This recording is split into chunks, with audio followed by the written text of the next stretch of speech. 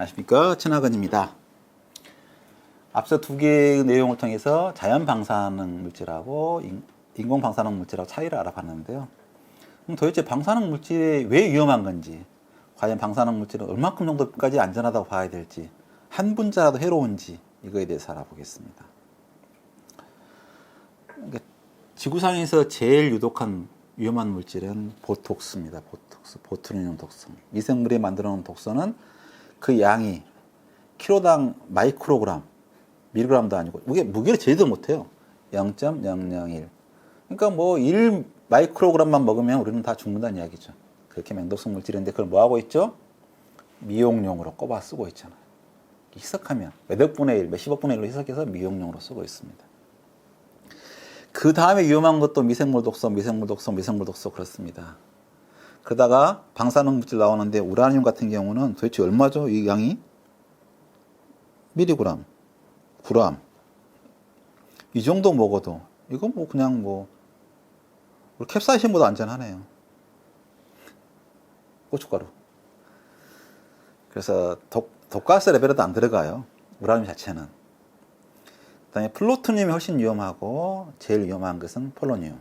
굉장히 위험한 물질이고 양이 작게 걸러내겠죠. 근데 이건 우리는 알지도 못해요. 왜?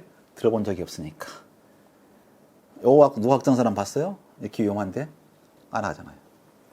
그래서 실제로 알고 보면 요것도 자연 물질이고요. 자연 물질이 훨씬 더 가다가 인간이 만든 화학 물질 중에 제일 위험한 것은 VX 독가스, 신경 독가스가 이거 정도밖에 안 돼요. 청산가리 하고 있는 게 이 정도고, 헤로인 마약 이 정도고. 쭉 여러 가지 물질이 있으면 독성으로 봐서는 그렇지 않다. 그러면 보톡스균이 상상할 수 없는 이 작은 무게인데 도대체 분자 개수로 몇 개야? 한 분자를 해롭다 그러면 보톡스를 한 분자 몇 개를 분자를 맞은 거야? 그러니까 한 분자 해롭다는 게 얼마나 멍청한 이야기인지. 보톡스가 위험한 건 사실 특별한 작용을 해서 그런 게 아니라 우리 같은 신경전달이 돼야 되는데 보톡스가 들어가면 이 신경전달 기능을 차단해 버려요. 신경전달을 차단해 버리면 근육이 작동을 못 하는 거죠. 온 오프 되면서 심장이 뛰거나 해야 되는데 안 되는 거죠. 근데 보톡스는 단백질이에요. 단백질 분자가 크다고. 분자량으로 치면 탄소가 벌써 6,700개. 무게가 다른 것은 보통 독성 물질을 1,000은 안 넘어가는데 얘는 뭐예요? 10만. 10만이 넘어가는 어마어마하게 큰 거죠. 근데 그게 1g일 때 벌써 이렇게 많고 너무 많고 우리가 치사량이 되는 0.00001g 되면은 12승계. 그러니까 한 분자도 해롭다고 하는 것은 그 분자의 ABC도 모르는 소리다. 세상에 그 천하의 맹독성 물질, 그나마 그렇게 큰 반대빛의 덩어리도 수억 개, 최소한 수억 개가 들어가야지 무슨 위험할 수 있고, 수억 개 레벨은 우리의 미용용으로 주사 한 방 맞아요? 여러 방 맞아갖고. 그러니까 한 분자도 해롭다는 생각을 말하는 사람은 쟤는 저런 아마추어가 무슨 이야기를 잊어먹으십시오. 그러면 우리가 방사능이 도대체 몇 개나, 아까 뭐 자연 방사능 안전하다 그랬는데, 자, 땅에 아까 말했죠. 100m 면 3톤이 있다. 그럼 2, 3, 8은 굉장히 무거운 거예요. 238g이 되면은 6 곱하기 2, 3승계가 있어요. 반감기가 다행히 45억년의 절반이야. 그러면 연간 분기가 일어나는 게 그 중에서 133조 개밖에 안 일어나요. 그러면 방사능 3톤 같은 경우는 100m에 있으면 533만 개가 분기가 일어나요. 그러면 얘가 분기가 일어나면 분기가 몇 번 일어나겠어요? 얘로 분기하고 이렇게 분기, 여기까지 가야지 분기가 일어나고, 그 중에서 기어 올라온 얘 라돈 피해를 보지만 몇 번의 방사능 폭발이 일어나냐고요. 33만 개가. 그러니까 개수로 말하면 베크렐이라고 하는 게 이게 하나의 물질 하나 터진 거 개수를 말하거든요. 근데 1000베크렐 하면서 우와! 말도 안 되는 멍청한 소리예요. 1000개 터진 게 어쩐다고. 우리 땅속에서 맨날 500억 개가 터지고 있는데 요 반경 내에서 500개가 터지면 한 번 터지나? 단계별로 터지고 있는데. 그러니까 너무 한 분자도 해롭다 그런 멍청한 소리는 속지 마시고, 방사능이 당연히 위험하죠. 근데 실제로 5천 정도는 뭐한데 쓰고 있냐 그러면 치료용으로 쓰고 있어요. 암에 걸리면 3대 요법이 첫 번째가 수술해갖고 그걸 드러낸다. 수술할 수 없는 작은 부위는 방사선을 쪼개서 죽인다. 그다음에 항암제를 쓴다. 이 조법이 3개거든요. 그중에 하나가 방사능. 그 중에서는 방사선 요오드를 통해서 치료하는 방법도 있어요. 방사능 물질을 넣어가지고 요오드는 다행히 몸속에서 갑상선 쪽으로만 가니까 다른 부위에 피해를 안 주니까 갑상선에 문제가 있다 그러면 할 수 방법이 없다. 안 되겠다 그러면은 방사선 요오드를 갖고 그쪽 치료를 할 수도 있는 거죠. 그러니까 그렇게 걱정하면은 그렇게 걱정하면 정말 우리가 자연방사능 노출되고 있는 양이 얼만큼인데 갈수록 의료용으로 노출되고 있는 양이 얼마인데 방사선 치료를 용으로 쓰고 있거나 촬영용으로 쓰고 있거나 이 양이 얼마인데 어떻게 살아요? 우리 걱정하느라고. 결국 이제 방사선 하면 사람들이 우리가 손상이 상처가 났으면 바르면 될 텐데 걱정하는 게 뭐냐 그러면 암인데 암 같은 경우가 피해를 받았다 그러면 바로 나타나는 게 아니라 10년, 20년에 주로 20년에 걸쳐서 많이 나타나는 거죠. 그 경우를 보여준 게 담배. 담배 소비가 이렇게 해서 주니까 10년 뒤에 증상은 나타나더라. 근데 나쁘다고 생각하고 있으면 꼭 20년을 기다린 게 아니라 그 전에 이미 증상이 나타나요. 몇 년이면 알 수 있어요. 그러니까 우리가 방심하고 그건 안전하고 있겠지라고 하면 방심해서 문제가 되지만 저거 위험할 건데 위험할 것다 체크하고 있으면 이미 정조가 나타난다고. 징조가 나타나는 게 무조건 뭐죠? 갑상선 암부터 모니터링 해야 되는 거지. 갑상선 암이 일어나면 다른 암도 조금 일어날 가능성이 꽤 있는데 그러니까 가장 대표적인 물질을 감시하다 보면 해결되는 거죠. 그래서 우리가 방사선이 걱정하는 이유가 암 때문인데 다른 질병이 걱정하는 게 아니라 암은 또 바로 나타나면 차라리 나타날 텐데 지금 손상이 어찌 될지 몰라. 제가 암에 대해서 모르고 있으면 암에 대해서 좀 알 필요가 있죠. 암 같은 경우는 제일 무서운 이유가 뭐냐 그러면 우리의 몸세포라서 그런 거예요. 우리 몸세포하고 다른 점이 있으면 치료할 건데 그걸 공격해서 우리 몸세포가 어찌 되는 거죠? 수명이 평균 2년이에요. 1년이면 우리 몸세포 절반이 새 걸로 바뀌는 거죠. 쓰다 보면 여러 가지 활성산소의 공격에 의해서 망가져. 계속 수리하고 있으면 쓰다가 더 이상 수리하는 차라리 새로 만든 게 낫겠다. 그럴 때는 얘한테 자살 명령을 내려요. 자살 명령은 걔 순간적으로 걔 카스페이즈에 의해서 미토콘드리아 힘으로 분해를 스스로 해요. 하루 이내에 싹 녹여버린다고 하니. 그 자리를 새로 만들어진 세포가 대체하는 거지 뭐. 이 사이클이 평균 세포마다 2년. 근데 우리 소화기관에 있는 것들은 며칠밖에 안 되는 것도 많죠. 위세포 같은 경우 특히 뭐 몇 시간만 해도 망가지고 새로 만들고 해야 되는 거니까. 그러니까 우리 소화기관 내에 항상 암은 일어나는 거예요. 재생이 되는 사이클. 우리 절대로 심장근 안 일어납니다. 눈 자체 주변 뇌세포도 대체가 되는 게 아니기 때문에 뇌세포 자체는 일단 암이 안 일어나요. 그러니까 새로 만들어진 세포가 일어나는 거죠. 그러니까 30조가 새로 만들어지니까 매년 15조가 새로 만들어지고 매일 410억 개의 세포가 새로 만들어져야 돼. 그리고 평생 동안 1300조 개의 세포를 만들고 있는 거죠. 그러면 이 중에서 410억 개 중에서 실수가 일어나는 거죠. 복사에라가. 그래서 매일같이 3000개의 암세포가 잠재적인 암이 될 수 있는 세포가 만들어져요.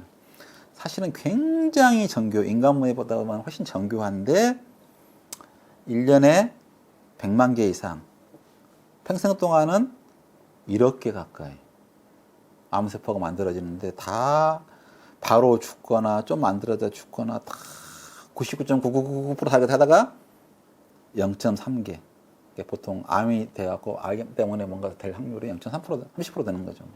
3개가 암세포로 자라는 거죠. 그러니까 이 빈도가 우리가 무슨 뭘 어째서 저째서보다 훨씬 높아요. 그러니까 암에 제가 항상 운칠기삼이라고 하는 게 이게 예측하기 정말 원인 밝히기 힘들죠. 그래서 미생물 같은 경우는 20분마다 2배 자라요. 그러니까 이틀이면 지구를 덮을 만큼 많이 자라죠. 우리 치사포 같은 경우는 하루에 2배 자라요. 그럼 우리가 암이 발견됐다 그럴 때는 벌써 최하 2mm 보통 2cm는 돼야 발견된다고. 그럼 2cm다 그러면 그 암세포가 10억 개예요. 10억 개가 넘어 훨씬 더. 그럼 10억 개 같은 거면 이렇게 해서 전이가 일어나기 때문에 이미 전이가 일어날 확률도 꽤 있어요. 근데 우리가 운이 좋아서 전이가 안 일어난 거고 대부분이 2cm 정도 같은 경우는 대부분 다 또 다시 사라지도 해요. 주로 위에서 그 정도 보면 1cm짜리 암이 있다가 또 시간이 사라. 대장 같은 경우는 수시로 뭐 출몰하는 거지 암세포가. 용종이 출몰했다가 사라지고 출몰하다 사라지고. 그래서 자체가 사실은 굉장히 암세포끼리 영양 경쟁하고 경쟁하다가 늦게 자라는 바람에 할 수 있는 거지. 어떠한 경우든 암이 발견되면 평상시 하루에 2배 자라는 속도로 자라면 15일이면 죽어요, 그냥. 그러니까 우리는 매일같이 암 검사를 하지 않는 이상 보통 속도 자라면 암으로 죽는 거지 뭐. 근데 우리가 암세포가 만들어지는 또 꽤 그런 거고, 암세포가 자라는 속도가 며칠, 몇 년, 몇십 년 되는 경우도 있죠. 그래서 멀쩡히 아무렇지도 않게 돌아가신 분도 검사해보면, 안 해보면 암세포가 그렇게까지 자라있는 경우가 많죠. 옛날에는 몰랐다가 요즘 검사하면. 그러니까 만약 후쿠시마 같은 경우는 만약에 문제가 심각하다고 하면 지금 이미 심각해야 돼요. 왜냐하면 전수검사를 했잖아요.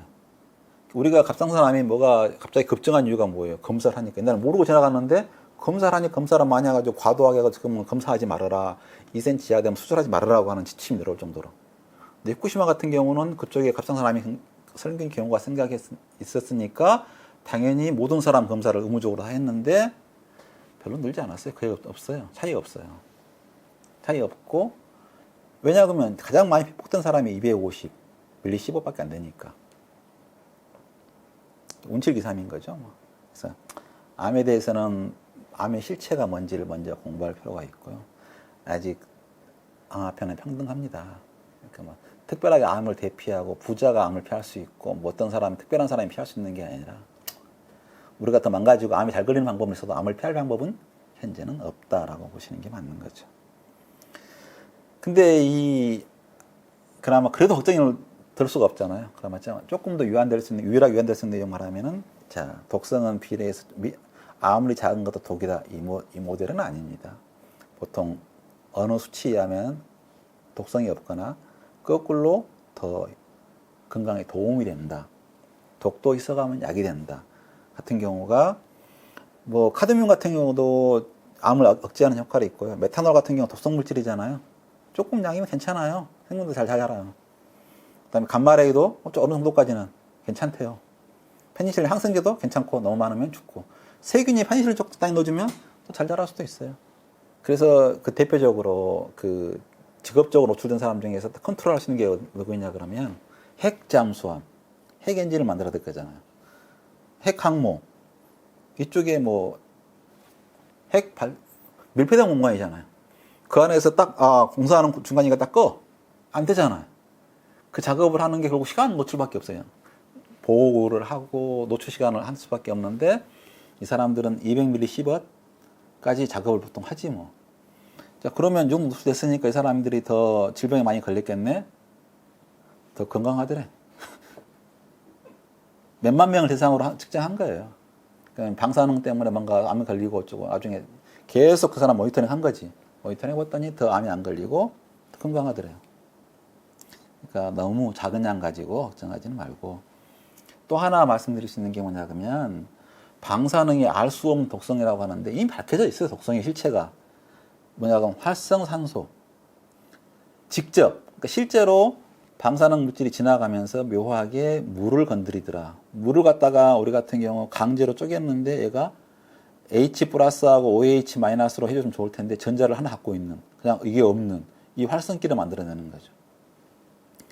이 활성산소는 우리가 노화의 80% 원인인데, 얘가 산소를 통해서 호흡하는 이상 수소 이온하고 산소를 만나서 우리 몸에 매일같이 몇백 g이 만들어집니다. 우리가 매일같이 산소를 갖다가 600g 이상 먹어야 돼요. 그럼 그 중에 산소가 활성산소 몇 g 만들어지겠어요? 그 중에 10%만 만들어져 60g이 만들어지는 거예요. 60g의 숫자를 세면은 셀 수도 없는 많은 양이에요. 그게 다 우리 몸의 항산화 시스템에서 해결되고 있는 거고, 그게 작으면, 없으면 죽어요. 생명현상이 안 일어나서. 많으면 병이 걸리고 작으면 죽고, 적당한 것까지 버틸 수 있게 돼 있는 거지 뭐. 그러니까 면역의 파수꾼이자 활성산소가 나쁜 면만 있는 건 아니에요. 그럼 결국 방사능을 과도하게 쪼이면 활성산소가 너무 많이 발생해서 직결가서 문제가 생기겠지만, 소량인 경우에는 우리 생명에 영향을 안 주는 거지. 근데 한 분자라도 해롭다 그러면 마치 새로운 것처럼 생각하면 전혀 오산이다. 그냥 우리 몸의 그거고, 우리 몸 자체는 이미 대체하게, 우리가 쓰든 안 쓰든 수명은 세포는 대체가 돼요. 과도하게 써서 그걸 연소하면 소모시키면 나쁘겠지만 안 쓴다고 해서 나라질 건데 그냥 강물처럼 흐르고 있는데 거기다가 물 한 방울 담갔다고 과도하게 퍼붓는 게 문제가 되는 거지 문제 안 되니까 그거 가지고 너무 걱정하지 마시라. 그래서 방사능을 알려면 자연 방사능은 뭐고 인공 방사능 차이는 뭐고 그 중에 걱정할 건 뭐고 초창기에 걱정할 것은 온갖 걱정하겠지만 시간이 지나면 벌써 3년이 지나고 나면 걱정할 것은 세슘밖에 없다. 세슘도 자체도 일어나는 독성은 실제로 세슘 같은 경우는 뭐냐 일가이온이기 때문에 빨리 배출된다. 그렇죠? 일가이온은 미네랄 할 때 말씀드렸죠. 일가이온은 빨리 배출된다. 배출할 수 있다. 필요 없다고 하면 다 배출해버린다. 그래서 독성이 기작은 실제로는 활성산소 OH기에서 일어나는 거지 다른 특별한 점은 없다. 이 활성산소가 온갖 암을 일으키잖아요. 그러니까 우리 제거되지 않으면 얘가 DNA 공격하고 RNA 공격하고 방사선 물질도 똑같다. 그건 우리 몸속에 너무 흔하게 일어나는 일 중에 하나일 뿐이다. 그래서 피하는 것도 좋지만 너무 쓸데없는 거 걱정하지 마시고 전자레인지 괴담에 속고 이런 괴담에 속지는 마시라. 이런 내용이었습니다. 수고하셨습니다.